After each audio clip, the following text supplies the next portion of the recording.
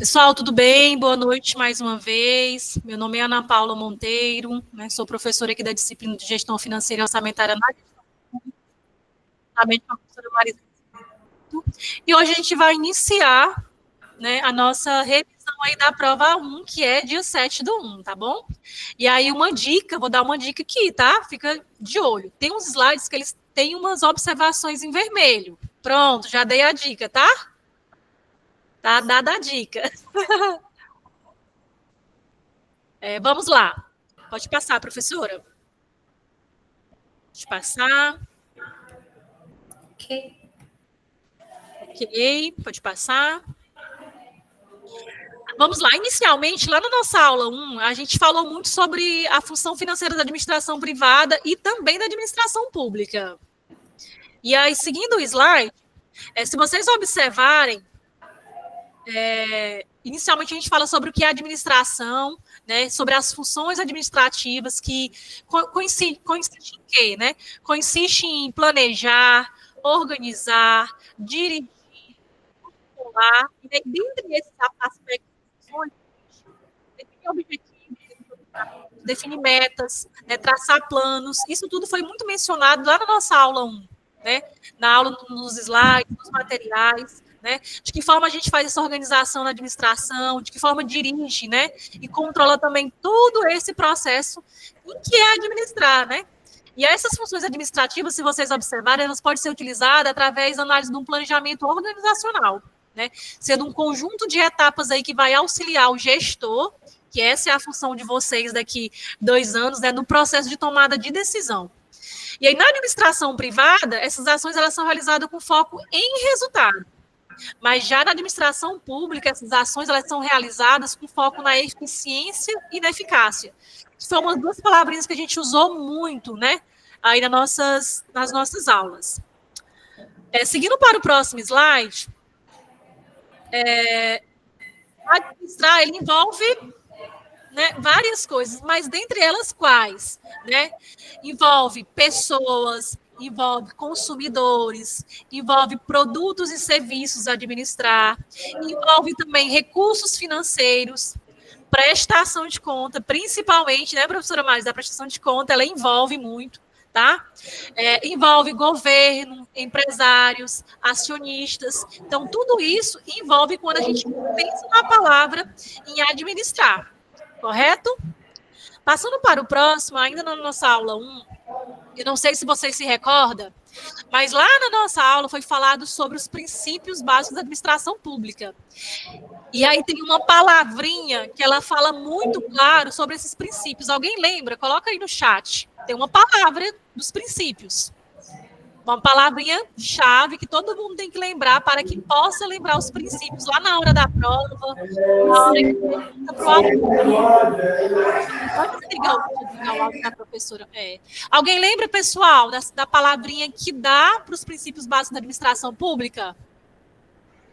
Limpe. Limpe, olha aí o Moisés. Exatamente. Então, lembrou de limpe, né, Moisés? Lembrou de limpe, já lembrou da legalidade, impessoalidade, moralidade, publicidade e eficiência. Exatamente. Lembrou dessa palavra, você já lembra automaticamente dos princípios básicos da administração pública, né?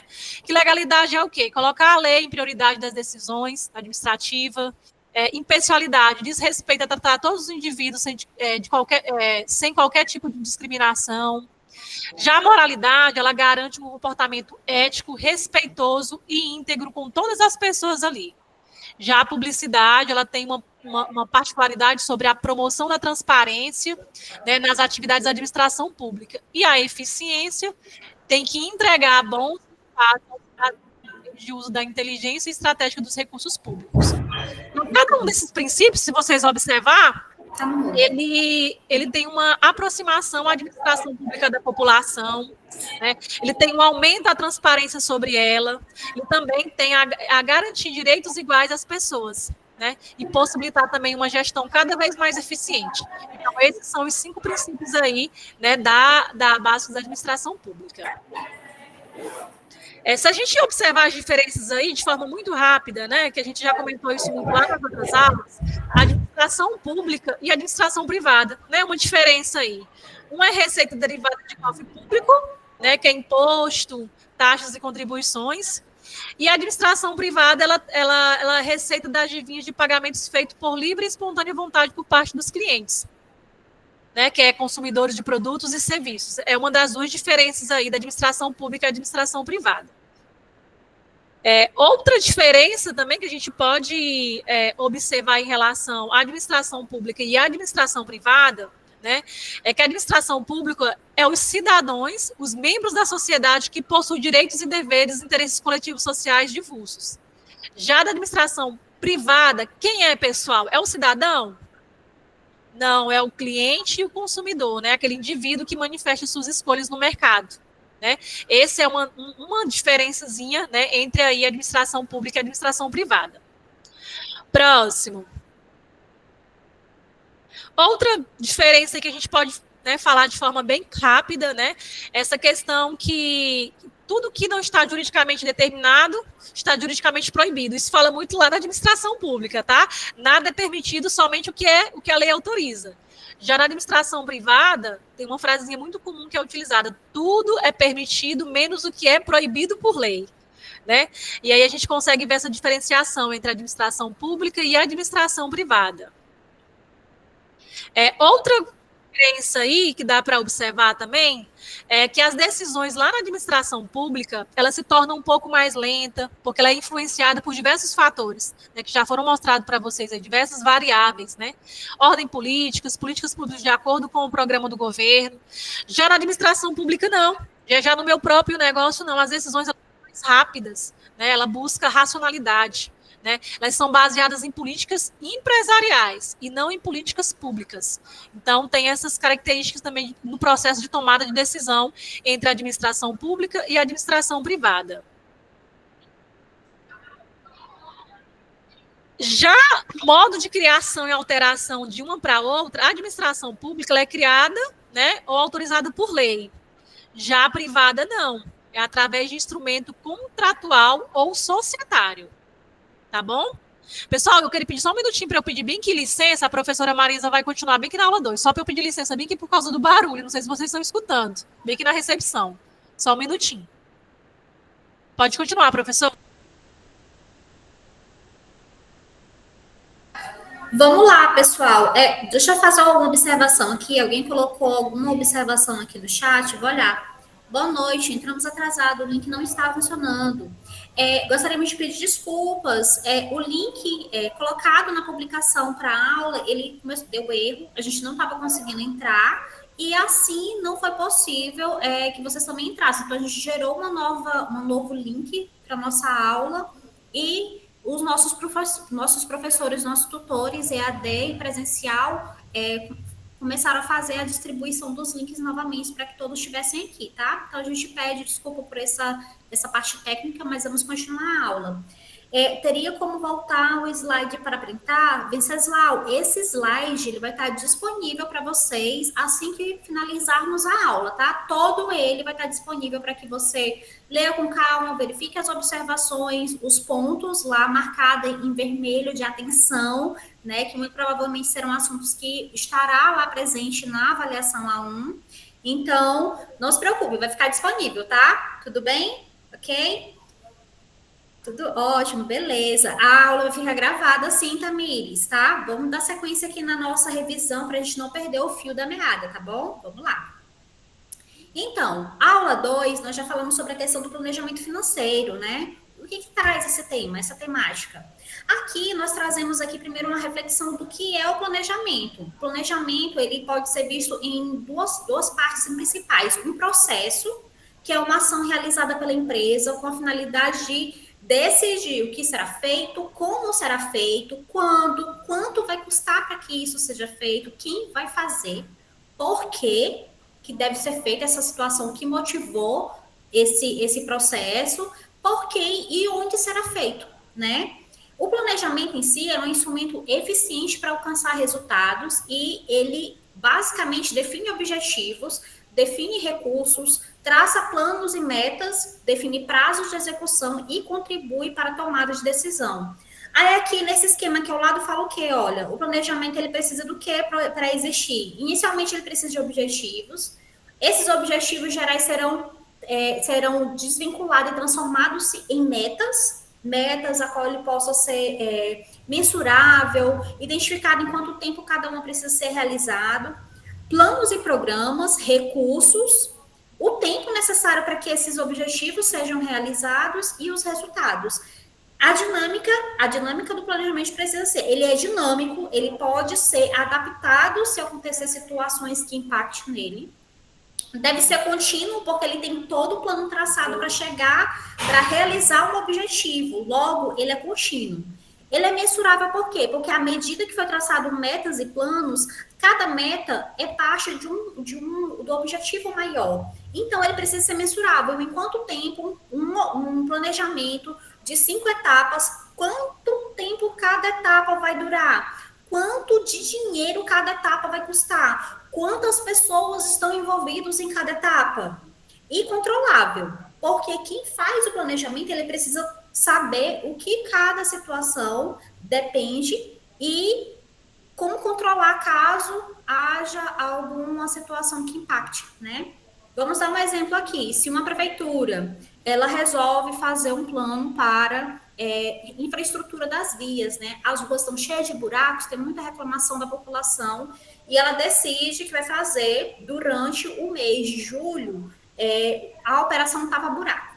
Como é que ela vai fazer isso? Qual é o objetivo principal? Resolver o problema das vias, né? Deixar as vias numa forma trafegável com tranquilidade. Qual vai ser as metas?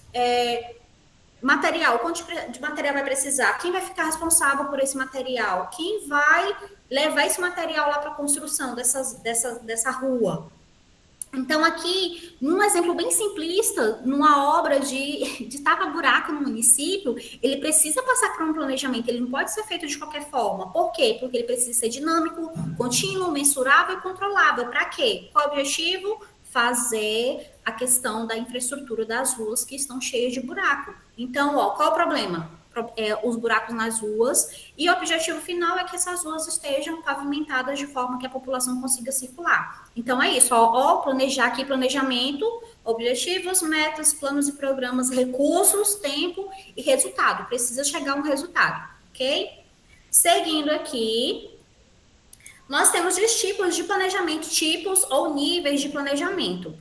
O primeiro, o que está no topo da nossa pirâmide aqui, é o estratégico. O que é esse planejamento estratégico? Normalmente é a direção de todo o planejamento, que envolve aqui, a organização como um todo, traça diretrizes, missão, valores e visão, diagnóstico dos fatores ambientais externos e internos, foco no longo prazo, objetivos globais, orientação ampla e abrangente. Aqui, no planejamento estratégico, também vem o planejamento financeiro. Quanto de recurso será necessário para que um objetivo seja colocado em prática e se transformado em realidade? O segundo ponto aqui é o planejamento tático. O que consiste esse planejamento tático? O planejamento tático fica em nível de gerência. O que vai acontecer? Vai acontecer planos mais detalhados por departamento ou unidades, tem foco no médio prazo, objetivos com enfoques por departamentos. E, por fim, nós temos aqui o operacional. O que é isso? Enquanto o estratégico, ele definiu o planejamento geral, identificou quais são as fontes de receita, identificou quais materiais, tudo que vai ser utilizado para realizar um objetivo, por exemplo, uma obra pública.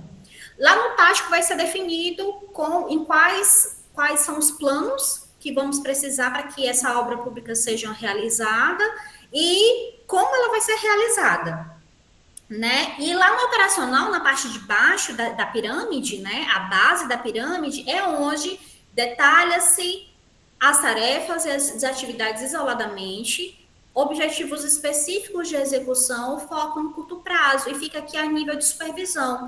Então, prefeito ou secretário de um município decidiu que vai precisar fazer a infraestrutura das ruas de determinado município do Tocantins.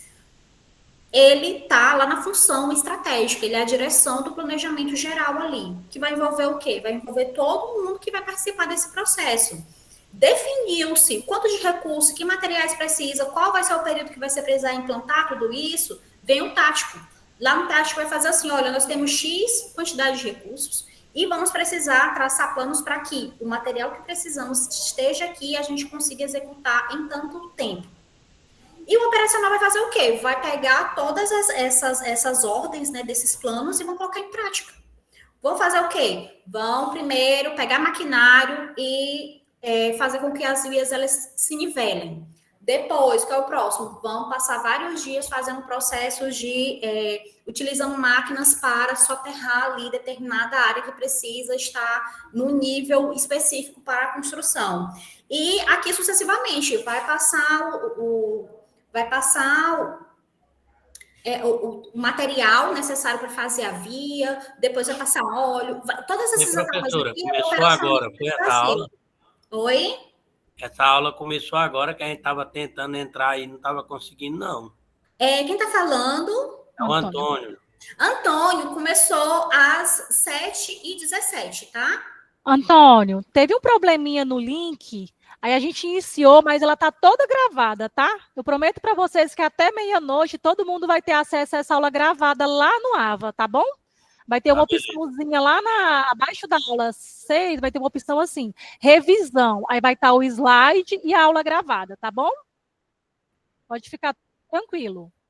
Pode continuar, professora. Tudo bem, Antônio? Posso continuar aqui, né? Vamos lá. Então, é isso. Ó. O planejamento ele vai envolver essas 3 etapas. Estratégico, quem define o que vai acontecer e como vai acontecer. O tático, determina em metas menores como tudo isso vai ocorrer e o operacional vai colocar em prática, tá bom? Seguindo aqui, planejamento financeiro. O que é isso? É uma ferramenta de estratégia e análise que utiliza para guiar a organização pública ou privada na direção de seus objetivos e metas.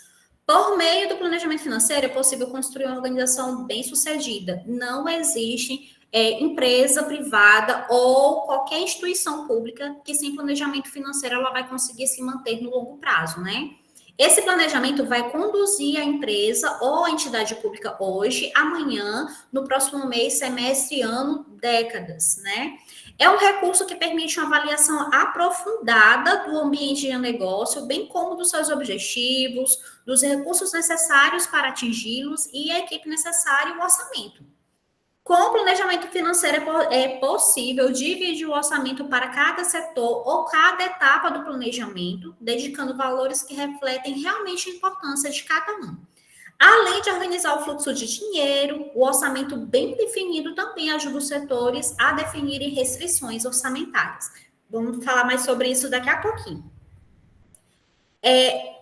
Continuando ainda só o planejamento financeiro, ajuda a organizar o orçamento. Por quê? Porque facilita o monitoramento do orçamento, pois a tarefa divide-se em centros de custo, é mais simples controlar os gastos de investimento. Aqui é quando há previsão do cenário financeiro da empresa ou da entidade pública. Professora, o slide não está sendo para mim. Isso. Segundo, otimiza o controle do fluxo de caixa. Ok, agora. Ok, professora. Agora ok, o slide, tá ok. Deu certo? Deu, ok. Pode continuar. Tá bom. O Venceslau disse que não está aparecendo o slide. Já voltou, Venceslau? Voltou. Deu certo? Ok, beleza. Continuando. Então, voltando aqui, o orçamento ajuda a facilitar o monitoramento dos orçamentos, que prevê o cenário financeiro da empresa, otimiza o controle de fluxo de caixa, identifica se há desperdícios ou não. Ele também pode gerenciar o planejamento, identificando que situações podem prejudicar o caixa da empresa, auxilia na elaboração do plano de ação. E pode proporcionar uma visão ampla da estrutura da empresa. Assim, ajuda a identificar o momento da necessidade de solicitar um crédito, um dinheiro externo para ajudar no caixa da empresa. A partir do estudo do planejamento financeiro, a organização consegue ter uma visão muito mais abrangente, como também investir em inovação. Aqui nós vamos já passar para a aula 3 sobre orçamento público. Vamos adentrar um pouquinho mais sobre a nossa disciplina. No orçamento público... Professora, dá mais um enter para passar o slide. Ok. Deixa eu voltar. Pronto. Ainda não. Não. Apareceu aí. Para mim, Ok, agora, ok. para mim passa, para vocês não tô enxergando. Ok, isso. Aí só dando uma dica de novo, pessoal. Olha, fica de olho em quê? Nos slides vermelhos. Tem uma atenção dobrada para eles, tá? Vou dar de novo essa dica para quem acabou de entrar. Tá? Pode continuar, professora, que a gente vai intercalando aqui nas falas. Pois tá bom, vamos lá. Então, seguindo aqui para a aula 3, vamos às funções do orçamento público. Como a professora Paula já destacou, tem aqui algumas funções com marcações vermelhas. A primeira aqui é a função alocativa. O que é isso? Ela se concentra na provisão de bens e serviços públicos que o mercado não oferece de forma eficiente. Nós temos aqui a questão da função distributiva, que busca reduzir desigualdades sociais e regionais, garantindo benefícios de crescimento econômico sejam distribuídos de forma mais justa. E nós temos também a função estabilizadora, que ela visa controlar a inflação, estimular o crescimento econômico e promover o pleno emprego. Ah, professora, eu não entendi não o que são essas funções. Vamos lá. A função alocativa, ela promove o ajustamento da alocação dos recursos. Vamos supor que a prefeitura de um município do Tocantins, ela recebe um orçamento com um valor X de recursos e ela precisa definir quais são as prioridades da sua pauta. Sua pauta tem que ter prioridade: saúde, educação, saneamento básico, segurança, mas qual vai ser o encaixe desse orçamento para cada uma dessas áreas? Ela precisa ser alocativa nesse sentido, ela precisa promover um ajustamento eficiente dos recursos a qual ela tem. Distributiva, promove ajustamento na redistribuição de renda. Quando um orçamento ele busca chegar a mais pessoas que não têm pouco acesso a recursos financeiros, o que ela faz? Nós temos um exemplo assim bem significativo, que é o Bolsa Família, né? O que é o Bolsa Família? Ele é uma tentativa de promover o ajuste de distribuição de renda a nível nacional. Como é que ocorre isso? Quem faz esse controle? É todo um processo, não somente do governo, do nosso governo geral, como do Estado e dos municípios. Como é que a pessoa pode participar do Bolsa Família? Ela tem que ter crianças na escola, ela precisa participar dos ambientes onde promove saúde dessas crianças, da sua família, ela precisa comprovar nível de renda. Para quê? Para identificar se realmente quem vai receber o benefício realmente precisa dele, né? O que ocorre? Normalmente, pessoas que ganham menos de um salário mínimo. Então, aqui, essa função distributiva é uma forma de ajustamento na distribuição de renda, tá bom? E nós temos a função estabilizadora, manutenção da estabilidade econômica. Quando vocês ouvem falar assim, o governo do estado do Tocantins aumentou os impostos sobre ICMS, o que a gente pensa? Meu Deus, já vai ficar mais caro as coisas, né? Mas, às vezes, essa ação é para fazer a manutenção e estabilidade econômica. Às vezes, a inflação do período sobre os alimentos está de forma bem significativa e o governo utiliza, às vezes, impostos para arrecadar mais recursos para poder jogar em setores que necessitam, né? No geral, é um exemplo disso, mas ele é bem mais amplo. Ainda sobre a função alocativa, corresponde à atuação dos governos na complementação da ação de mercado. Mais uma vez. Eita. Ok. Oi, pronto. Foi.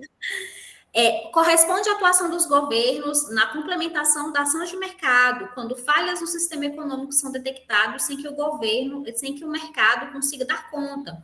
O Estado tem capacidade de alocar recursos para corrigir essas distorções. Aí aqui tem uns exemplos, né?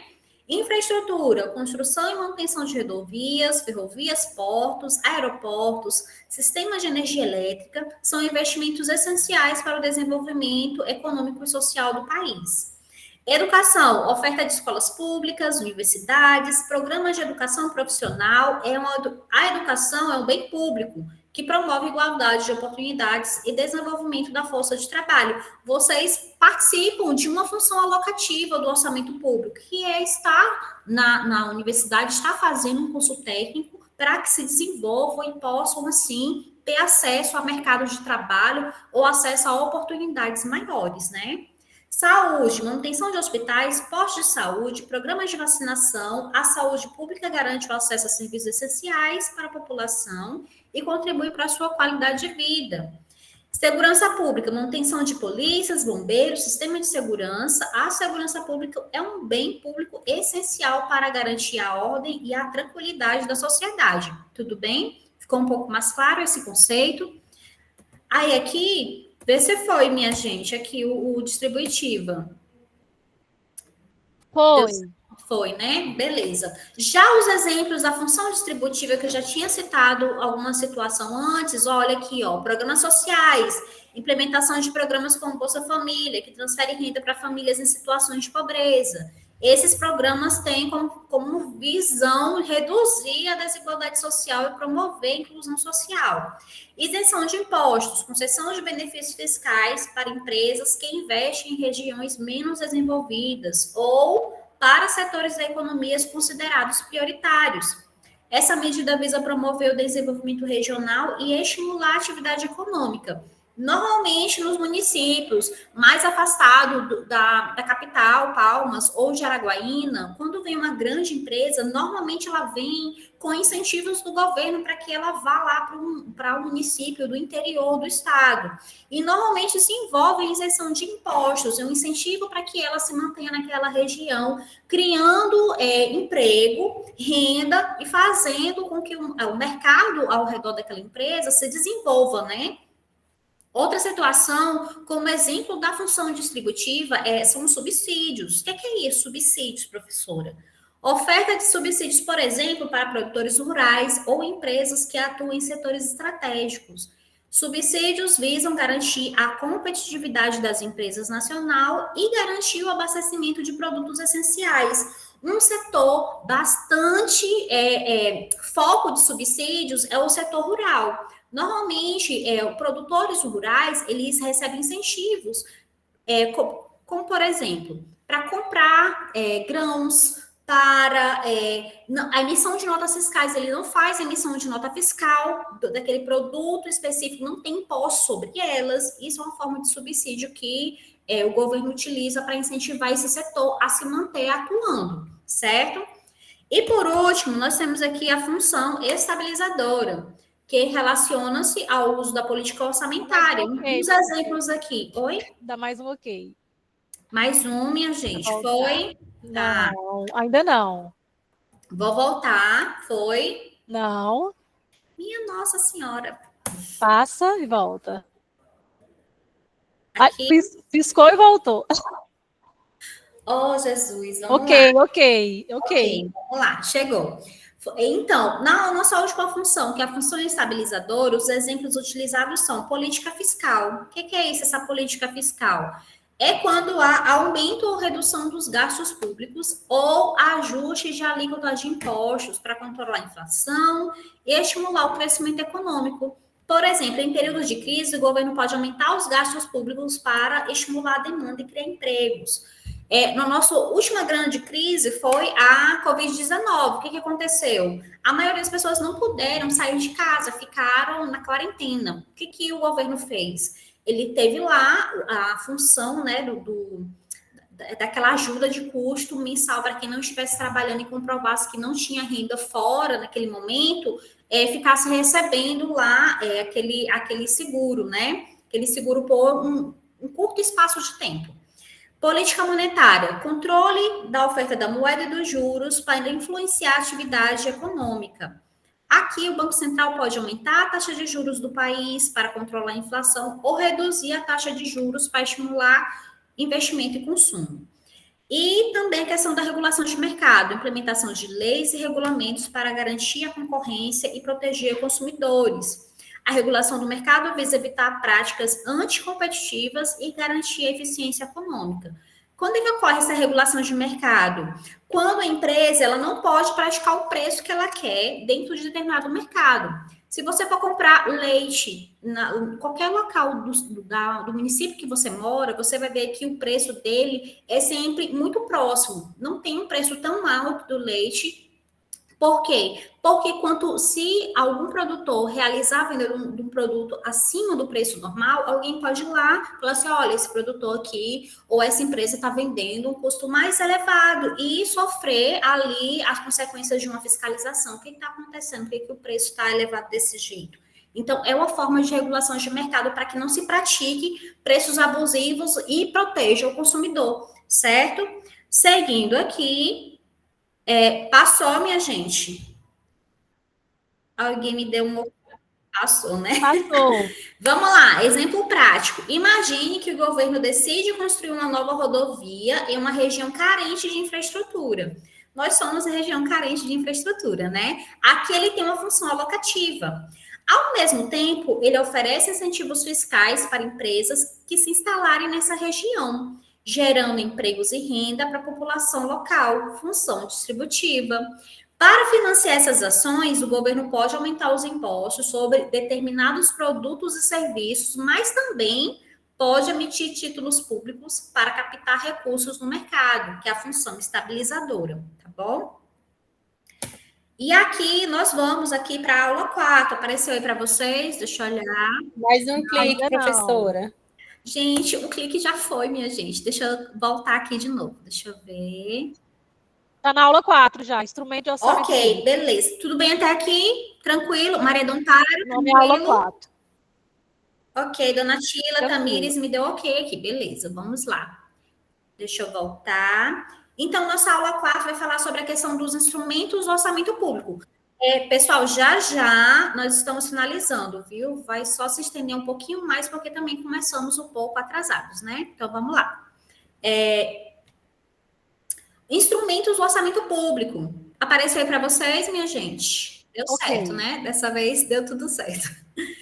O que é isso? O que são esses instrumentos do orçamento público? Olha, prestem muita atenção, que isso aqui vai cair lá na nossa avaliação, né?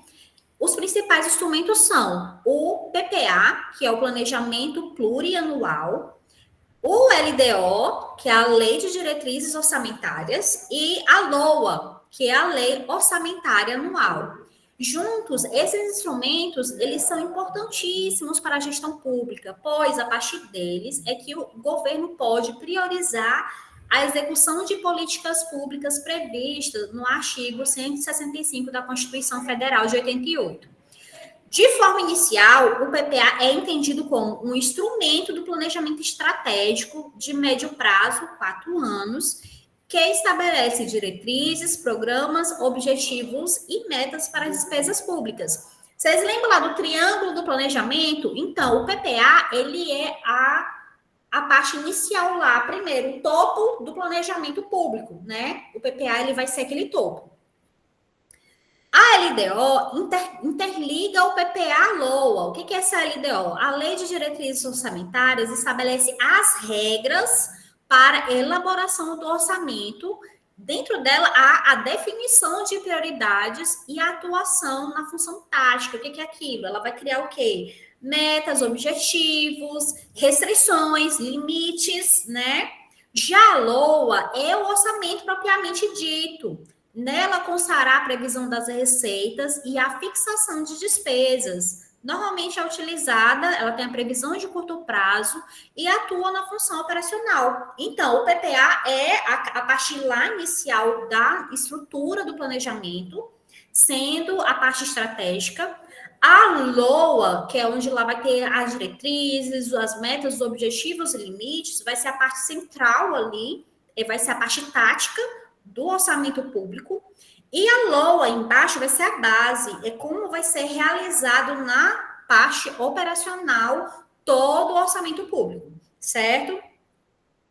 Em resumo, o PPA, Plano Plurianual, é o planejar, o LDO é o orientar, e a LOA é o executar. Observem aqui, observem esse esquema.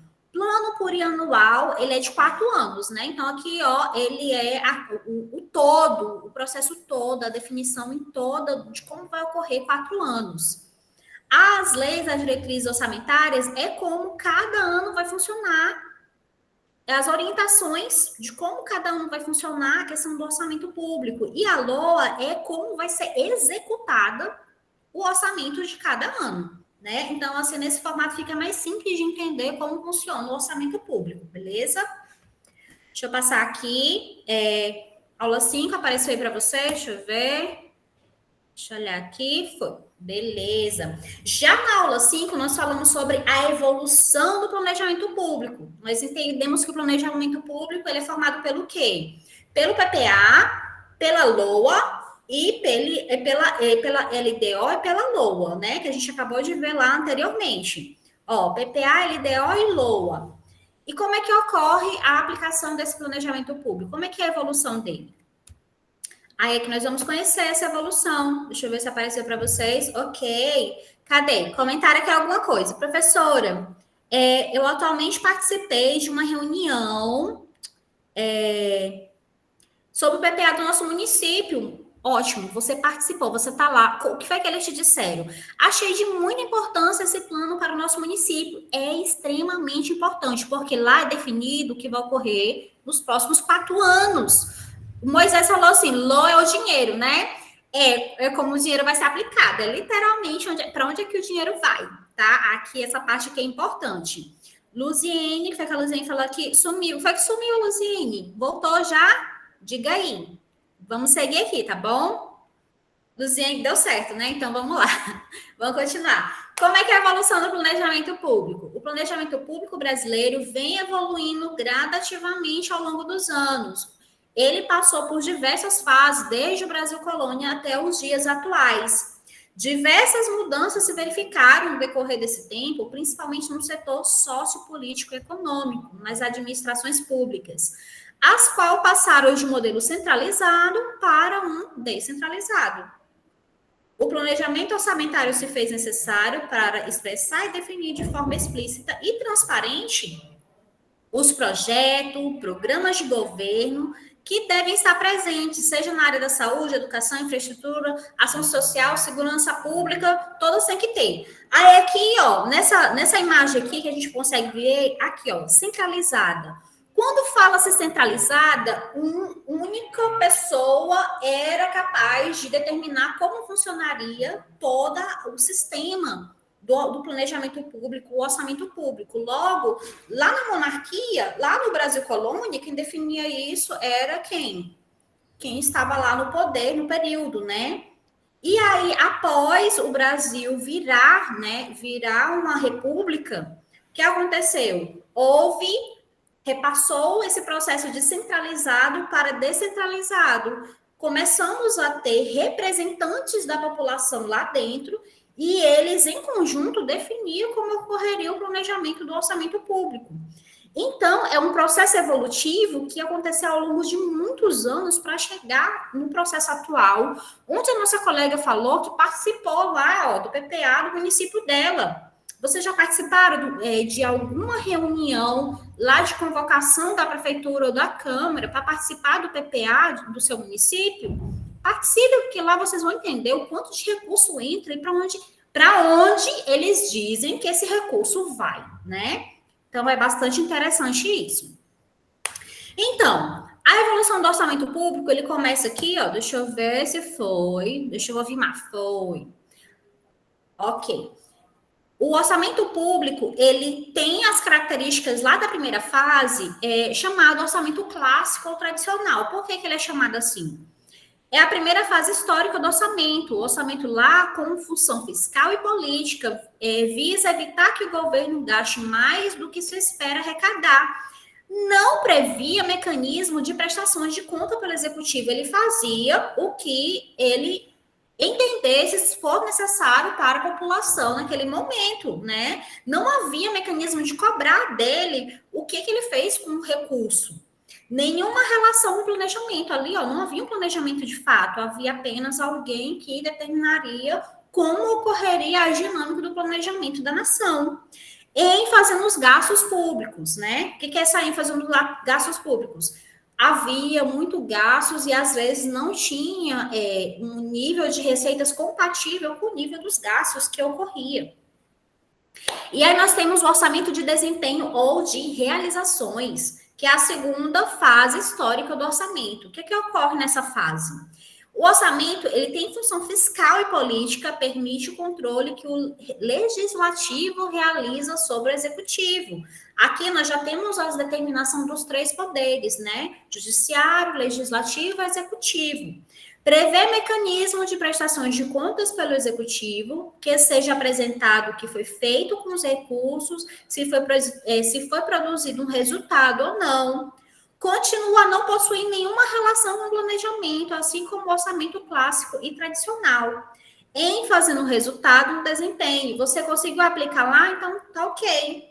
Deu certo a organização do orçamento, foi aplicado lá o recurso, ok. Mas ainda não havia um mecanismo eficiente de identificação correta, exata, de como esses recursos foram aplicados.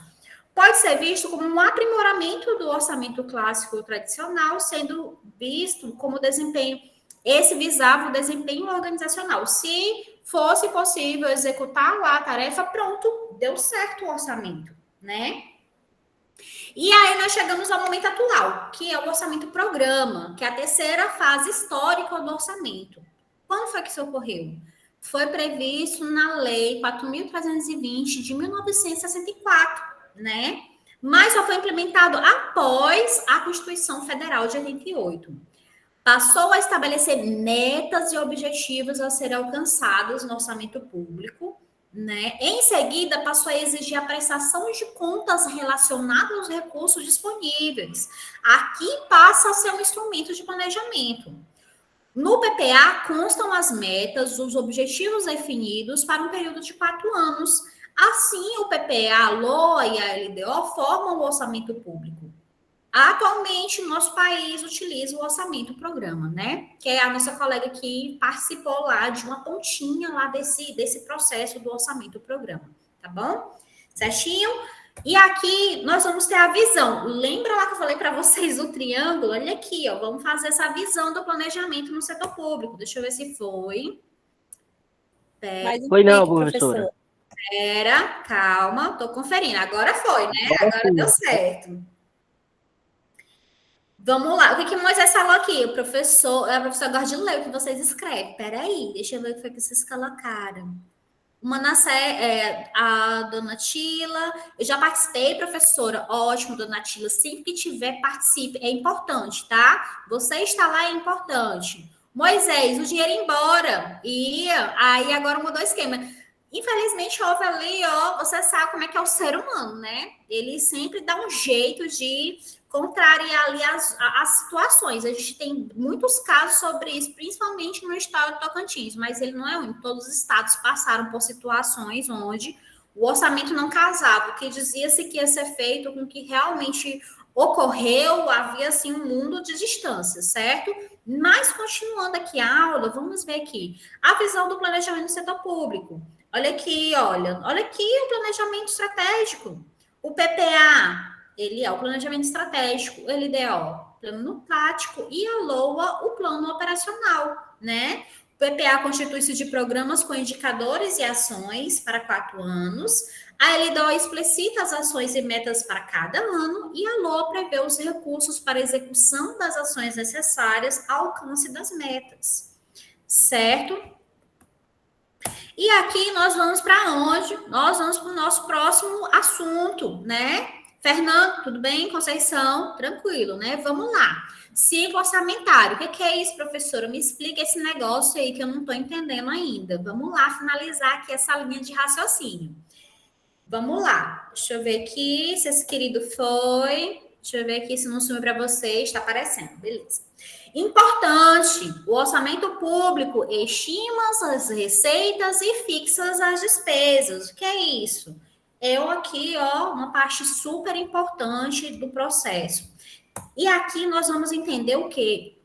E o ciclo orçamentário, o que é? Deixa eu ver se apareceu para vocês. Apareceu. O que é esse ciclo orçamentário? Pode ser considerado também como processo orçamentário. Corresponde ao período de tempo em que se processam as atividades típicas do orçamento público. Desde sua concepção, que é a organização do PPA, até a avaliação final, a utilização da última LOA. O ciclo orçamentário é um processo flexível, dinâmico e contínuo que visa planejar, executar, controlar e avaliar as finanças públicas, garantindo a efetiva aplicação dos recursos em benefício da sociedade e o cumprimento das metas estabelecidas, né? Vamos deixar isso um pouquinho mais claro. Como é que ocorre essas etapas do ciclo orçamentário? Como é que isso ocorre? São 4 etapas principais. Primeiro, nós temos a elaboração, tá aqui, ó, no topo da etapa em vermelho. O Poder Executivo elabora o projeto de LOA, consolidando as propostas dos demais poderes, Judiciário, Ministério Público, Legislativo, e encaminha ao Poder Legislativo até 31 de agosto, né? No verdinho aqui, discussão, estudo e aprovação. O Poder Legislativo, após análise, pode propor alterações no projeto da LOA por meio de emenda parlamentar, devendo ser aprovado até dia 22 de dezembro. Então, olha só, a LOA ela começa a ser verificada lá em agosto. Entrou um governo novo, ele entrou em janeiro. Ele não vai colocar em prática a sua LOA, ele vai colocar em prática a LOA anterior, né? Até agosto, quando ele vai dispor da nova LOA. E aquela LOA vai ser lá elaborada e ficar disponível ao Legislativo, que vai analisar ela e pode aprovar até dezembro daquele ano. Então, aquele primeiro ano, o governo que está entrando, ele não está fazendo nenhuma situação de acordo com o seu planejamento. Por quê? Porque ele tem o planejamento anterior a cumprir, certo? E aí a gente começa aqui a execução. A execução orçamentária é a terceira etapa do ciclo orçamentário. Como é que ocorre essa execução? A LOA é aprovada lá em dezembro, né? Já aprovada, inicia-se a arrecadação de receita e execução de despesas. A execução do orçamento inicia-se no dia 1 de janeiro. E finaliza no dia 31/12, certo? E por último, nós temos a avaliação. O Poder Legislativo fiscaliza por meio do controle externo e Tribunal de Contas. Todo ano, o governo federal, estadual, municipal, ele deve dispor do orçamento, onde ele aparece lá receitas e despesas para casar. Se o tanto de receita que ele teve e as despesas decorridas da LOA, elas estão similares, sobrou, faltou, como foi que ficou ali? Se sobrou, opa, olha lá, teve receita que não foi aprovisionada. Mas se passou além do que tinha de receita, vixe, olha, orçamento deficitário. Foi o que aconteceu aqui. Gastaram mais do que tinha disponível. O que aconteceu? Ali ficam os questionamentos, eles devem comprovar qual foi as situações que ocorreram ali que deu esses gastos maiores. Mas eu pergunto para vocês ficam sabendo dessa discussão na cidade de vocês? Hein? Vocês sabem dessas discussões? Professora, ou só falar que teve? Professora Marisa, inclusive, não nessas etapas do ciclo, né, mas na etapa do processo mesmo, a comunidade aqui em Augustinópolis, ela é convidada, né, para participar, né, lá na Câmara dos Vereadores. Inclusive, eu percebi que de uns anos para cá está tendo uma publicidade muito grande para convidar a comunidade. E vocês, enquanto novos gestores daqui um ano que eu coloco, né, 1 ano e meio, precisa estar atento, né, nesse processo lá na cidade de vocês, para vocês poderem fazer a diferença. Né? Então, isso é muito importante no processo. Verdade. O Fernando levantou aqui. Isso, o Fernando levantou a mão. Contribua conosco, Fernando. Me diga aí o que você conta para nós. Professora, isso é muito importante, são requisitos que poderiam, sim, dar certo para o nosso Brasil, mas, infelizmente, faz essas etapas, o ciclo orçamentário aí, mas, porém, quando ultrapassa, não coloca no portal da transparência e fica por isso mesmo. O bom é que nós, alunos, estamos aprendendo a ser um bom profissional na área. Exato.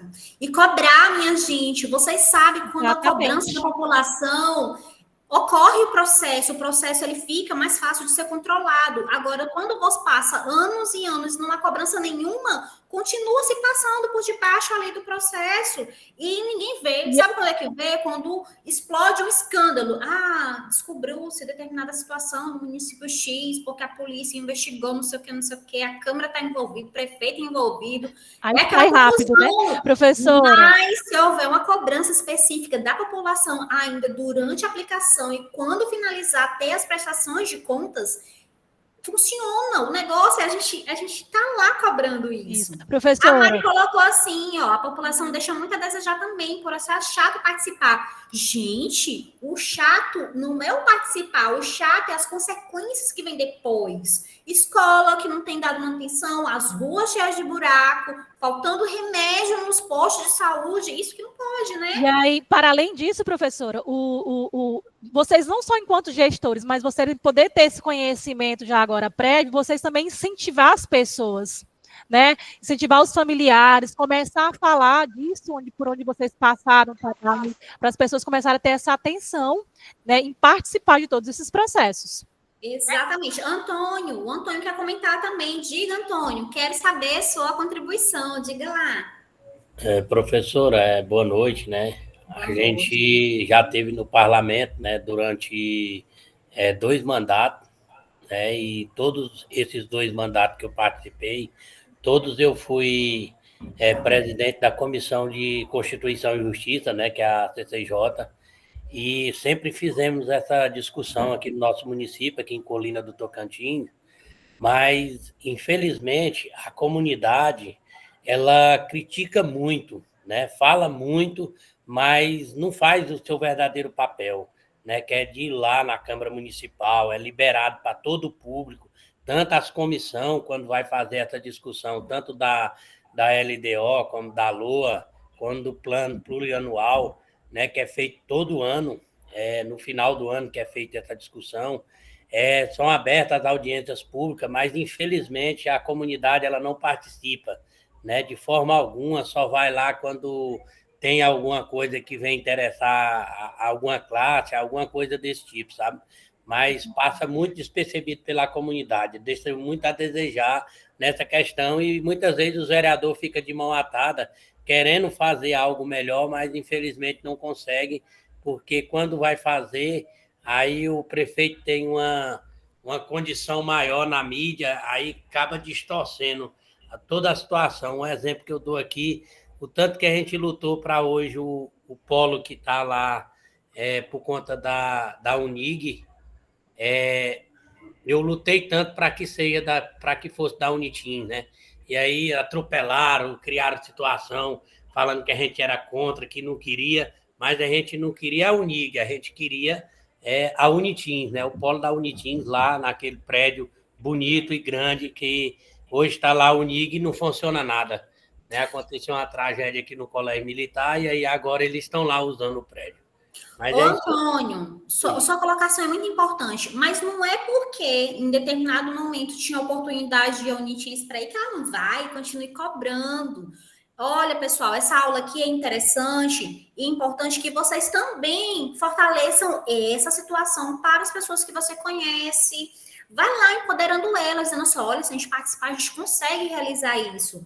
A Mari colocou aqui, a população deixa muito a desejar também por participar, né? Eu já tinha falado aqui, aí depois reclamar sempre, né?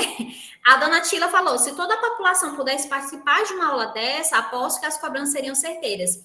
Dona Tila, deixa eu te perguntar, os projetos aí, vamos levar a nossa disciplina como um projeto para a cidade, mulher, que a gente fala com esse povo, né?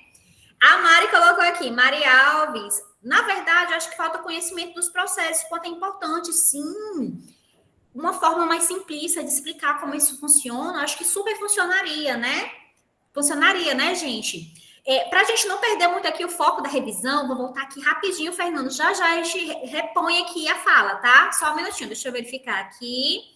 Então, a gente viu aqui as etapas do ciclo orçamentário, primeiro elaboração, depois discussão, estudo e aprovação, a execução de fato dela e avaliação. E aí, nós temos aqui como é que ocorre o ciclo orçamentário um pouco mais ampliado? O que é isso? Primeiro de tudo, formulação e apresentação do PPA pelo Executivo. Depois, a apreciação e adequação do PPA pelo Legislativo. Terceiro, apresentação da LDO com metas e prioridades para a administração pública, que é pelo Executivo. Quarto, apreciação e adequação do LDO pelo Legislativo. Vamos lá colocar lá as observações dele. 5, elaboração e apresentação da LOA pelo Executivo. 6, apreciação e adequação do orçamento LOA pelo Legislativo. 7, execução dos orçamentos aprovados, orçamento aprovado. 8, controle pela avaliação da execução e controle de contas. E finaliza, assim, o ciclo orçamentário ampliado. E se vocês observarem, é o quê? O Executivo elabora, passa para o Legislativo conferir, ver se está tudo ok para seguir. Aprovou, volta de novo. Agora vamos à próxima etapa do planejamento. Elabora e apresenta, lá se vai passar por apreciação e adequação pelo Legislativo. E, no fim, execução pelo o Executivo e, posteriormente, prestação de contas ao Legislativo, se realmente houve lá a situação de encontro de receitas, despesas, como é que ficou o saldo final disso. Igual um orçamento simples, né? Certo? Deixa eu ver. E aqui a gente, tá indo para vocês aí, deixa eu ver. Ficou escuro, né? Isso. E aqui, ó, a gente já tá finalizando aqui. Paula, acho interessante colocar mais algum espaço para algum comentário. Gostaria de colocar mais algum apontamento aqui na nossa revisão. Fica à vontade, professora. Tá. Professora, na verdade, se os alunos permitirem, a gente já fecha aqui a gravação, porque ela fica, né, grande, na verdade, para a gente poder subir lá para a matéria. E aí a gente abre uns minutinhos aqui para pergunta, mas também os alunos podem ficar à vontade no fórum de interação. Pessoal, tem um fórum de interação lá, assim, lá embaixo. Fórum de interação, dúvidas, perguntas, elogios, sugestões. A gente precisa do feedback de vocês, para que a gente possa sempre melhorar as nossas aulas, tá bom? E tirar fotinha, tem fotinha, minha gente. Vamos tirar uma foto de todo mundo aqui. Só para compartilhar, professora, para a gente poder... Todo mundo arrumadinho. 1, 2, 3 e... Espera um momento, peraí, deixa eu pegar aqui. Parar aqui nossa apresentação, um instante. A Marcivânia disse que gostou da aula. Marcivânia, a gente vai melhorar cada dia mais, né? Vamos lá. 1, 2, 3 e... Tiraram foto, gente? Tirem. Bastante. Aí, vou revelar agora, tá, gente? Depois eu mando para vocês, para cada casa. O Fernando tinha colocado ali, eu gostaria de contribuir alguma coisa lá, professora, só foi finalizar lá o conteúdo, Fernando. O que você gostaria de contribuir conosco? Diga aí, para a gente poder finalizar.